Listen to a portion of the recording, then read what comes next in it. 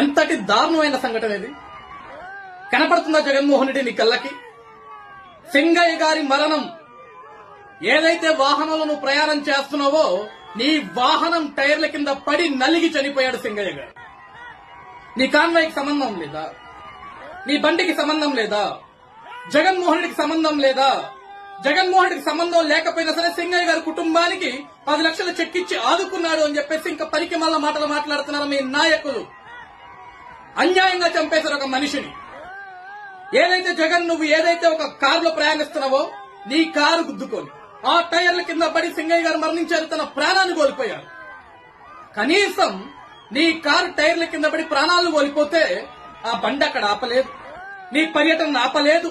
ఆ మనిషి మీద ఎక్కించుకొని తొక్కించుకొని ముందుకు వెళ్తూ దండాలు పెట్టుకుంటూ ఫోటోలకి వీడియోలకి ఫోజులు ఇచ్చుకుంటూ నీ పైశాచికత్వం చూపించుకుంటూ నీ వల్ల నీ వాహనం వల్ల నువ్వు ప్రయాణించే వాహనం వల్ల ఒక మనిషి ప్రాణం గాల్లో కలిసిపోతే కనీసం ఒక మనిషి ప్రాణానికి కూడా విలువివ్వకుండా నీ పబ్లిసిటీ పెచ్చతోటి నీ పబ్లిసిటీ పెచ్చ కోసం నన్ను చూడండి, నా అందాన్ని చూడండి, జగన్ వస్తే జనం, జనం అంటేనే జగన్ అని చెప్పేసి పనికి మళ్ళా సొల్లు కబుర్లను చెప్పుకుంటూ అన్యాయంగా ఒక మనిషిని కారికి తొక్కించుకుంటూ చంపేసుకుంటూ వెళ్లిపోయి విగ్రహావిష్కరణలు చేసి మళ్ళీ పనికి మళ్ళా ప్రెస్ మీట్లు పెడతావా?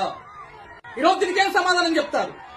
మా కాన్వాయ్కి సంబంధం లేదు, జగన్ కి సంబంధం లేదు, జగన్ కాన్వాయ్కి సంబంధం లేదన్నారు. ఈరోజు జగన్ కాన్వాయ్ కాదు, జగన్ ఎక్కిన కారుకి సంబంధం ఉంది, జగన్ కే సంబంధం ఉంది. ఈరోజు సింగయ్య గారి మరణానికి కారణం వైఎస్ జగన్మోహన్ రెడ్డి, సింగయ్య గారిని చంపేసింది వైఎస్ జగన్మోహన్ రెడ్డి. నువ్వు ఎక్కిన కారు ఆ టైర్ల కింద ఈరోజు ఆ పెద్ద మనిషి ప్రాణాలు కోల్పోయాడు. దీనికేం చెప్తావు జగన్మోహన్ రెడ్డి సమాధానం? ఇప్పుడు వెళ్ళు పరామర్శకి. నీ పరామర్శ పిచ్చత్తాగా లెట్ట.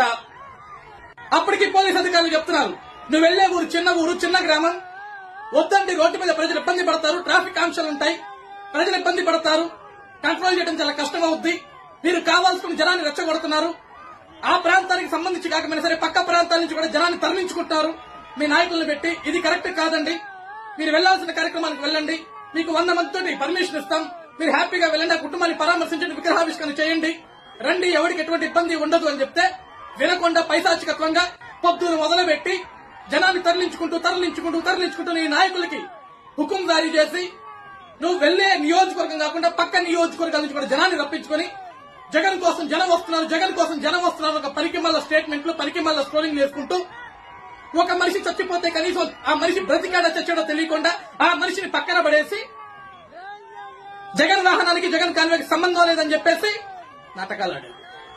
ఆ ప్రాణాన్ని తీసుకురా జగన్. ఒక పైశాచికత్వం ఇది. మనిషి ప్రాణాలు కోల్పోతే కనీసం బండి ఆపకుండా నీ కార్యక్రమం అంత అవసరమా? ఆ మనిషిని కనీసం హాస్పిటల్ తీసుకెళ్లాలని ఇంగిత జ్ఞానం లేదా నీకు? పోతే పోయి ఒక శవం దొరికితే శవరాజకీయం చేయాలి. సిగ్గులేని బ్రతుకు, సిగ్గులేని జన్మ, సిగ్గులేని పార్టీ.